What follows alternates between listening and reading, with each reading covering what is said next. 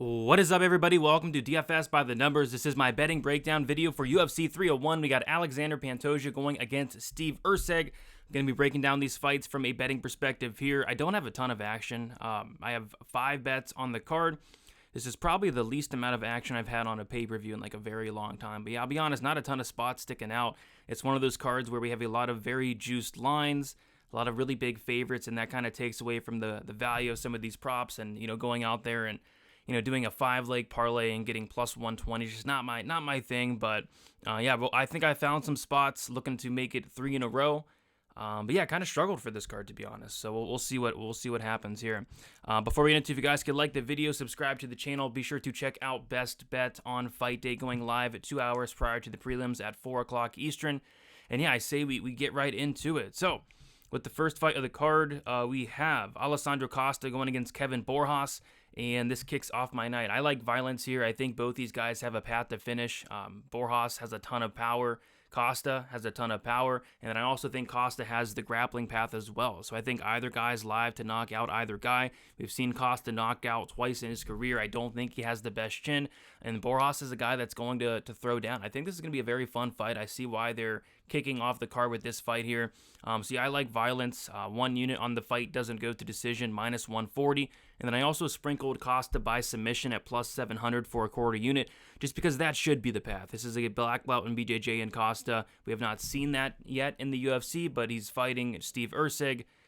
He's fighting Jimmy Flick. And then he also went out there on short notice and fought Amir Albazi, all very good grapplers. I think this would be the fight where he should go out there, implement that game plan. And if he does, Borjas has been submitted in one of his losses. As an amateur, he was submitted a few times as well. So I think Costa, if he gets the fight down to the mat, is live for that sub. So taking Costa sub, quarter unit, plus 700. And then the fight doesn't go to decision, 1 unit, minus 140. Next, we got Ismael Bonfim going against Vince Pichel.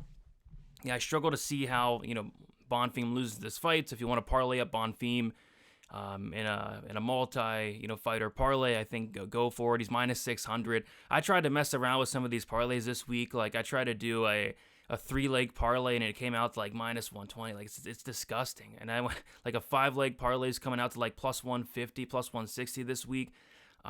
Just not worth it to me. So, but yeah, I mean, if you want to parlay Bonfim, I think he's safe. I'll say that.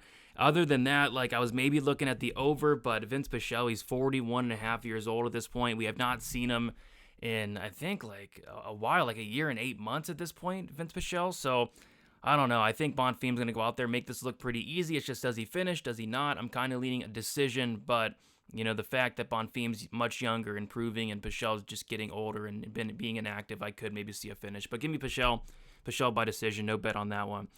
Next, we got Deonna Barbosa going against Ernesta Carrascate. Yeah, I mean, I'm staying far away from this fight. This is a striker versus grappler matchup, and I think it comes down to who really gets their way. Kind of surprised that this line's getting blown out to minus 230. Like, if Carrascate is able to keep this standing, or if she gets taken down and she's able to work her way back up, I think on the feet she can land some volume. Very good volume striker. I think this fight could end up being close as well. Barbosa has all the finishing upside, but does she get a finish? I'm not sure. Yeah, I want nothing to do with this one, but I think it could be closer than this line does indicate. But at the same time, I would never bet on this fight in a million years. Moving on, we got Mauricio Hufi going against Jamie Mullarkey. Yeah, I think everybody's under the same opinion here, which is Mullarkey's chin is just completely dust. That's why we're getting Mauricio Hufi at minus 225. Guy making his debut, very unproven, hasn't fought the best competition.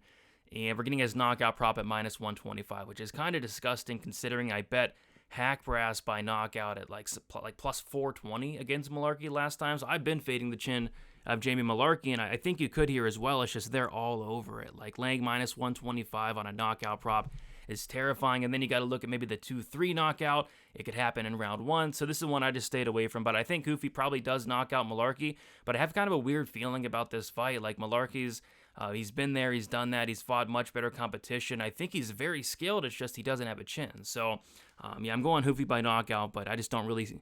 I'm not laying minus 225 on somebody who's low volume making his debut. I'm just not going to do it. But I'm picking him to win. Next, we got Jakar Close going against Joaquim Silva. Yeah, I thought like a hot take this week would be like, violence in this fight, but we're not getting hot take prices at all. In a Jakar Close fight, I'm expecting at least plus money for a fight doesn't go to decision. but it's minus 150 here. So that kind of, like, to be frank, like, that shocked me, because Drakkar Klose, when you think of him, he's a decisionator. Like, I think he started his UFC career off with like 6 or 7 decisions in a row. Then he got knocked out by Dariush, and he knocked out Brandon Jenkins, which is, telling you nothing. So I was thinking maybe like a sneaky violence prop, but like I said, we're not getting sneaky prices. We're only getting plus 170 for close by knockout. I mean, come on, come on. But yeah, I think that would be the only way I'd attack it, like some type of under. But I think we're really overpaying here, and I don't love it that much. So it's an easy pass for me, but. Maybe close late KO props, but no, I mean they're terrible prices this week. Next we got Medvedev Orabai going against Elvis Brenner. I think Orabai is a solid parlay piece. On my website and Patreon, I do a couple parlays. I do a prelim parlay, a main card parlay, and then a Hail Mary parlay. And Orabai is in 2 out of those 3 parlays. I like his money line this week. I think minus 250. It's not.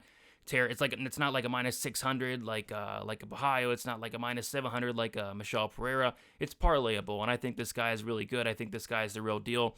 So yeah, I think Orabai as a solid parlay piece this week makes some sense, and I think he goes out there and beats Brenner. I think he has more ways to win. I think this guy could be very, very good, and I think it all starts here against Elvis Brenner. So yeah, Orabai as a parlay piece for me. Next we got Yasmin Lucinda going against Karolina Kowalkiewicz.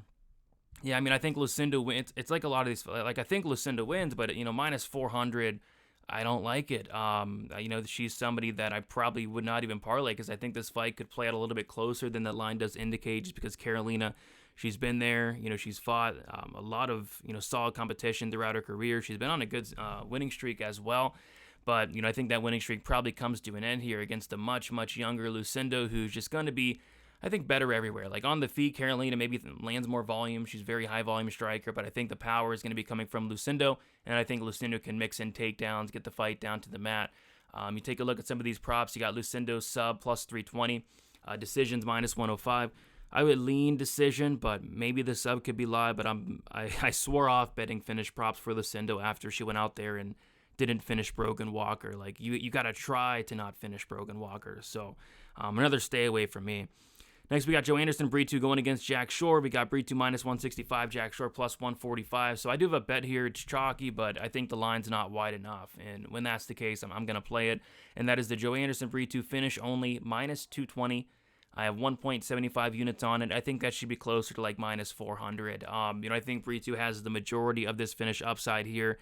I'd be fairly surprised if Jack Shore was able to get a finish. If he does, it's probably like a third round finish if Brito is like gassed out. But even then, I think Brito's durable. I think his bad cardio, that narrative's a little bit overblown. I don't think he has terrible cardio.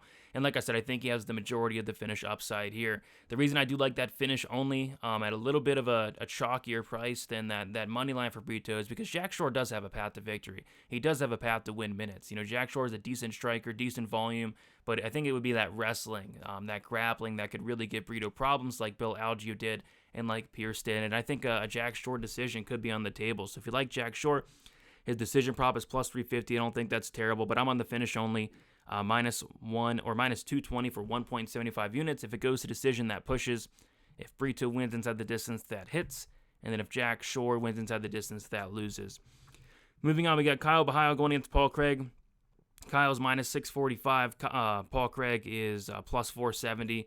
And I have a small bet here on just Kyle by knockout, plus 220 for a half a unit. I think the knockout's super live. He's been talking all week about the knockout. Paul Craig's been knocked out 4 times. He's been hurt 75 times or more. I mean, this guy, Paul Craig, gets hurt in every fight. He gets dropped in every fight.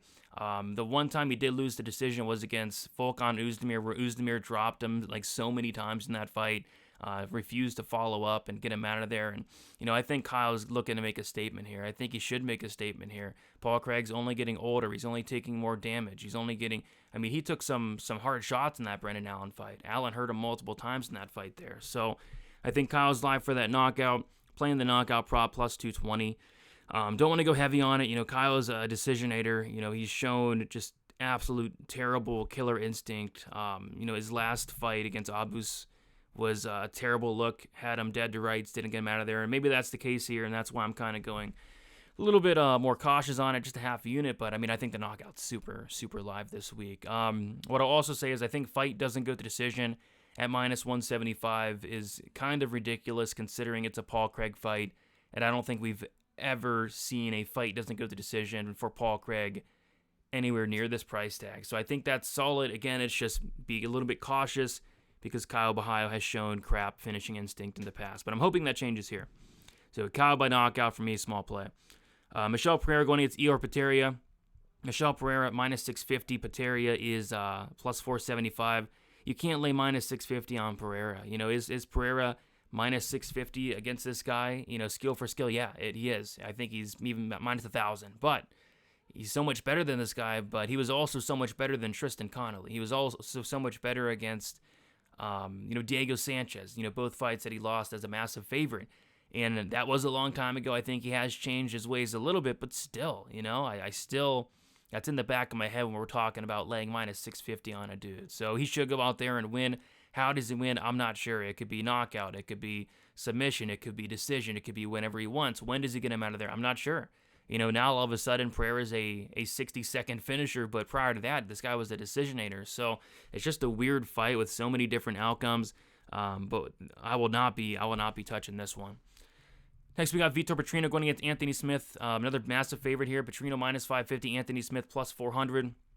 So this is a massive favorite, which I wouldn't mind parlaying. I think Petrino as a parlay piece isn't the worst parlay piece in the world. I know it's chalky. It really doesn't add much value to a parlay. But if you're looking for like a multi-leg parlay piece, I think Petrino probably is one. Just because I just struggle to see how Anthony Smith wins this fight. And I think Petrino can win by really any method. Decision, submission, knockout. I lean KO or decision. Petrino has power in his hands. Smith's been knocked out 11 times, almost 12. I think Ryan Spann almost got him out of there. His last win there. And then I also think Petrino, easy path, take down Anthony Smith and just ride out some top time there. So Petrino, I think wins this fight, but minus 550, not much you can do there. You could play Petrino by decision, but then he could also starch Anthony Smith. So. Maybe the KO decision to get the price tag down, but I'm pretty sure they're all over that as well. But yeah, give me Petrino for the win. Next, we got Jonathan Martinez going against Jose Aldo. Yeah, if this fight was a couple years ago, I would have bet Aldo by now. It's just there's a lot of narrative things surrounding this fight. Why is Aldo taking this fight? I thought he retired. We haven't seen him in a while. The last time he fought was against Merab, and that fight was like almost 2 years ago. At this point, Aldo's now 37.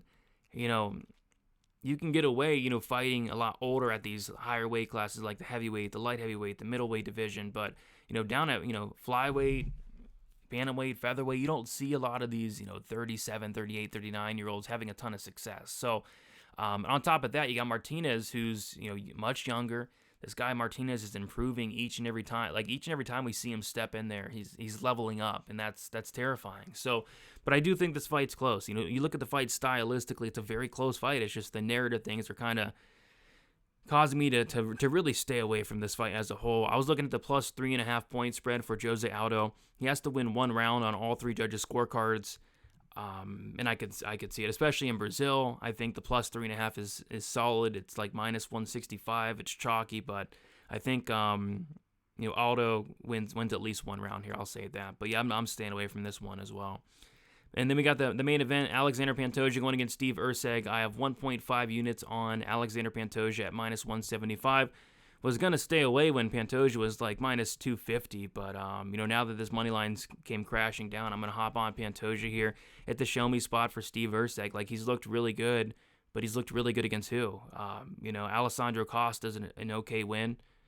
David Dvorak, it's an okay win. Matt Schnell, that tells me literally nothing. And he's looked great in all of these fights. It's just he's fighting Alexander Pantoja now, who's fought the who's who in the division, who's proven that he can beat elite fighters, who's proven that he can go 25 minutes, who's shown and proven that durability. 5 losses all come by decision.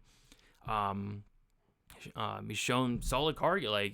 The cardio of Pantoja was always a worry for me, and especially in these 5-round fights, but he's been going out there and having success and winning late rounds as well. So, this is a show me spot for Erceg. I'm not sure how Erceg wins this fight, to be honest. I don't think he's knocking out Pantoja. Usyk is not a murderous power puncher. He just fought Matt Schnell. Usyk does not have a ton of power, in my opinion. And Pantoja's fought guys that hit a lot harder, like a Davison Figueiredo, even like a Royval. Royval hits very hard as well. I don't think Usyk's submitting Pantoja. I don't think that's happening. I think if Usyk wins this fight, it's going to have to be like a close decision in Brazil against the champ. I don't know. But yeah, I'm going Pantoja here. 1.5 units, minus 175. It's a prove it spot to me for Steve Usyk there. All right, guys, there we have it. That's the action for this week. Keeping it light. I really struggled this week. I really struggled on this week. A lot of massive favorites. Some of these favorites too big. But this is what I got. Pantoja money line, 1.5 units, minus 175. The Brito finish only, 1.75 units, minus 220. Half a unit on Bohayo knockout, plus 220. Costa Borjas fight doesn't go, minus 140 for 1 unit. And then the Costa submission quarter unit, plus 700. There you guys go. Best of luck. Be careful. I mean, one of these favorites are gonna crap the bed. It just comes down to who. So be careful with the 8-leg parlays.